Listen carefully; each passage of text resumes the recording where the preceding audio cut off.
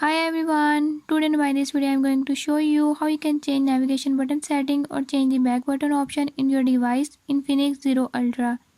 In this device Infinix Zero Ultra, if you are having any issue like you don't know how to change navigation button setting or change the back button option, I'll show you the right way how to change it. Before we move to the video, if you are new to my channel, don't forget to subscribe and press bell icon.